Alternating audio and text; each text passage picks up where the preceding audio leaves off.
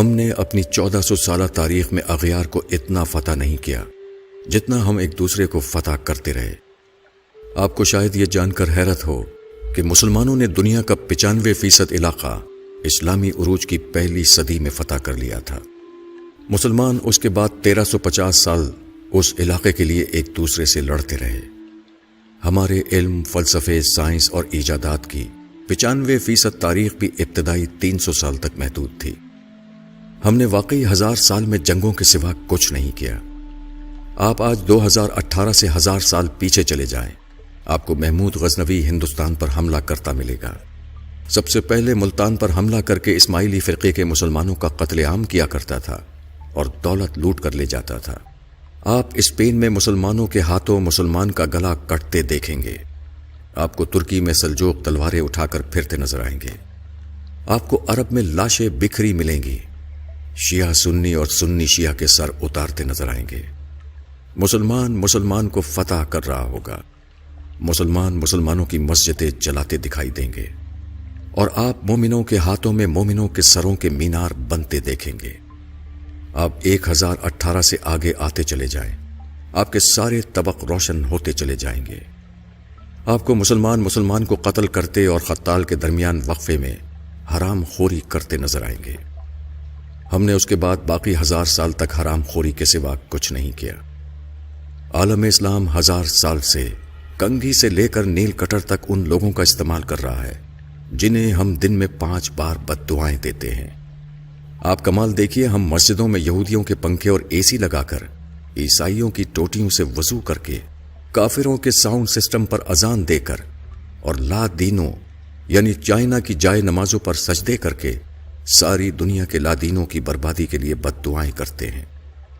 ہم ادویات بھی یہودیوں کی کھاتے ہیں، بارود بھی کافروں کا استعمال کرتے ہیں، اور پوری دنیا میں اسلام کے غلبے کے خواب بھی دیکھتے ہیں۔ آپ کو شاید یہ جان کر حیرت ہوگی کہ ہم خود کو دنیا کی بہادر ترین قوم سمجھتے ہیں، لیکن ہم نے پچھلے 500 برسوں میں کافروں کے خلاف کوئی بڑی جنگ نہیں جیتی۔ ہم 5 صدیوں سے مار اور صرف مار کھا رہے ہیں۔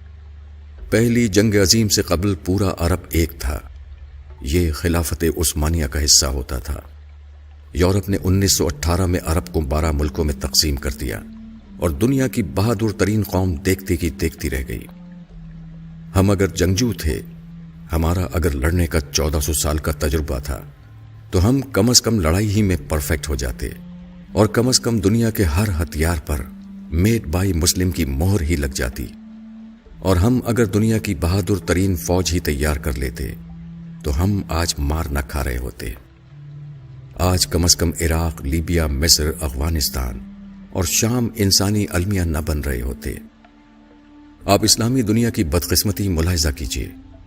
ہم لوگ آج یورپی بندوقوں، ٹینکوں، توپوں، گولوں، گولیوں اور امریکی جنگی جہازوں کے بغیر، ان کی وار ٹیکنالوجیز کی مدد کے بغیر خانہ کعبہ کی حفاظت بھی نہیں کر سکتے۔ ہماری تعلیم کا حال یہ ہے کہ دنیا کی 100 بڑی یونیورسٹیوں کی فہرست میں اسلامی دنیا کی ایک بھی یونیورسٹی نہیں آتی۔ ساری اسلامی دنیا مل کر جتنی ریسرچ پیپر تیار کرتی ہے، وہ امریکہ کے ایک شہر بوسٹن میں ہونے والی ریسرچ کا نصف بنتا ہے۔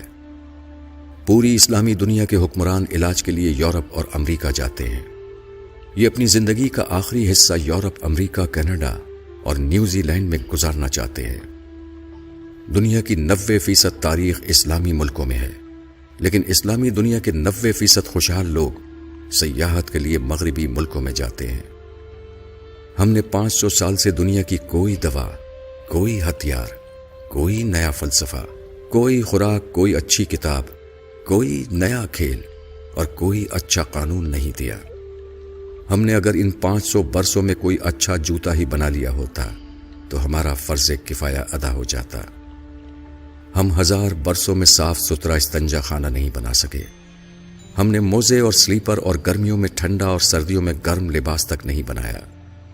ہم نے اگر قرآن مجید کی اشاعت کے لیے کاغذ پرنٹنگ مشین اور سیاہی ہی بنا لی ہوتی تو ہماری عزت رہ جاتی، مگر یہ بھی ہمارے علماء کی فکری ارتقاء میں بسنے والے کافروں نے ہی بنائی ہے۔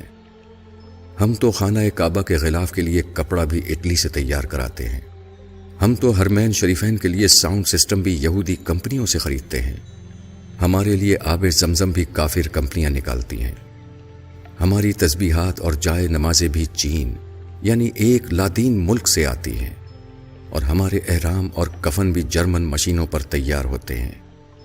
ہم مانیں یا نہ مانیں، لیکن یہ حقیقت ہے کہ دنیا کے 1.5 ارب مسلمان صارف سے زیادہ اہمیت نہیں رکھتے۔ یورپ زندگی کی نعمتیں ایجاد کرتا ہے، بناتا ہے، اسلامی دنیا تک پہنچاتا ہے، اور ہم استعمال کرتے ہیں، اور اس کے بعد بنانے والوں اور ایجاد کرنے والوں کو آنکھیں نکالتے ہیں اور ان پر لاکھوں مرتبہ لعنت و ملامت بھیج کر سر فخر سے بلند کرتے ہیں۔